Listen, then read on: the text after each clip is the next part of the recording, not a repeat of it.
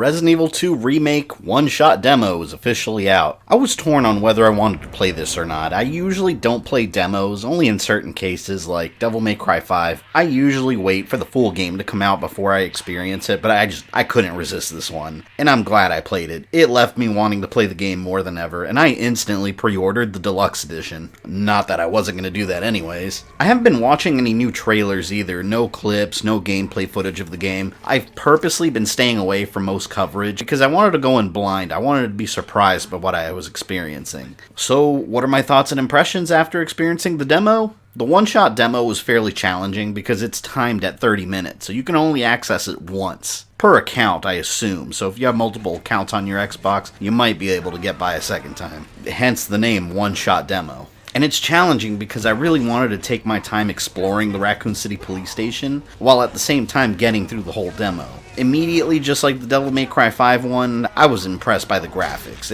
It looks damn good. I've been playing Resident Evil 2 since it originally came out, and I've played it over and over again through the years, so it was a blast of nostalgia. It was the same Resident Evil 2 I recognized, but at the same time, it was brand new. That huge statue is still in the lobby, although its position is flip-flopped with the desk. It's now at the back of the police station instead of the front. And like many veteran Resident Evil players like myself, you can stick me in a real-life recreation of the police station, and I can find my way around, recognizing room after room, so I excitedly walked around seeing the environment recreated with today's graphics. And to my surprise, it's expanded even more. There's new rooms, there's entire new sections, which ensures this is going to be a fresh experience with tons of surprises along the way. I even noticed that Capcom pulled a lot of elements from many other Resident Evil games that came before. Some are really subtle and some are really obvious, the most obvious being the camera angle and the controls. It plays just like Resident Evil 4 through 6 with the over-the-shoulder camera and the third-person controls. It feels great. Although yes, I am a fan of the tank controls, say what you will, I like them. I understand that in this modern age, these updated controls do work better with the game we're getting. There's even a fuse puzzle at the beginning that's taken almost exactly from the beginning of Resident Evil 7. One of the main objectives in the demo is to open a secret passageway underneath the statue in the lobby that has a secret way out. This is something that wasn't in the original Resident Evil 2. This was taken right out of Resident Evil Outbreak. So I do like that they're picking little things from the other games, and I'm looking forward to see what else they pull. There's also new gameplay elements where windows can break, and yes, windows did break in the original, but now you can find wooden planks in order to board up those windows, something that anyone that plays Call of Duty Zombies is familiar with. And killing zombies is more impressive than ever. As you fire away at them, depending on where you hit them, chunks of their flesh just blast off. Bullet holes appear right where you shoot them. Every shot is just this juicy bullet impact. And they even react to getting shot in specific parts of their body. If you shoot their hands, eventually their arms get blown off. Destroying Resident Evil zombies has never been more satisfying than this.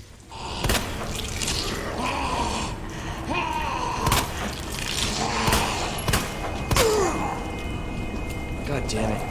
And of course, Resident Evil 2 still has the knife, something that the community on this channel knows I've never been a fan of. But I actually kind of liked it this time around. When you slash the zombies, you see the actual slice marks appear on their body where you hit them, and you can even plunge it into their chest if they grab you. And to my surprise, it can break. I assume there's more knives in the game that you can find. I didn't find any in this demo, but yes, the knives take damage and they break. So there's a little bit of Breath of the Wild in there, I suppose.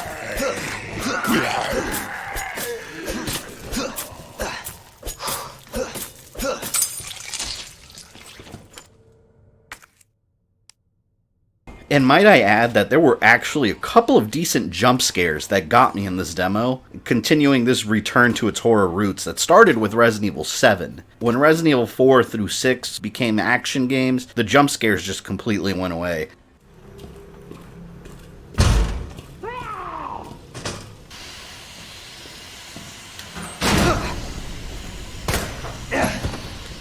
And perhaps one of the biggest changes from classic Resident Evil is the voice acting. We're in an era now in gaming where crappy voice acting isn't really common anymore, and the acting in this game will most definitely create a more dramatic atmosphere. I don't think we're going to be getting any Jill Sandwich style lines this time around. Please! Give me your hand. Help me! I got you.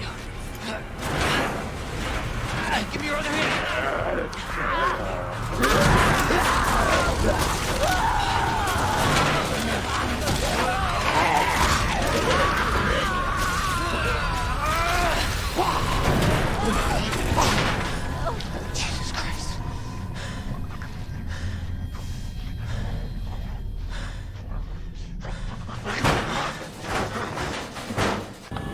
you see one of those things, uniform or not, you do not hesitate. You take it out, or you run. Got it?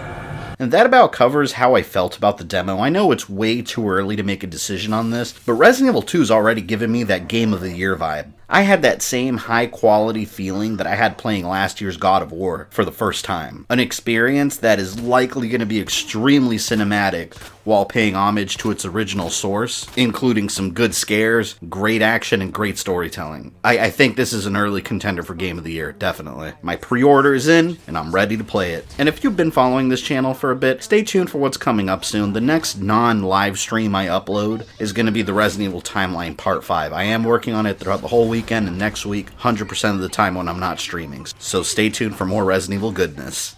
If you enjoyed this video, don't forget to smash that like button with all of your strength. Make sure you subscribe and click the bell so you don't miss any new content. You can follow me on social media or go into my community tab for updates. And for as little as $1 a month, you can support the channel directly on Patreon. This is Fabian, I love you guys, and I'll see you next time.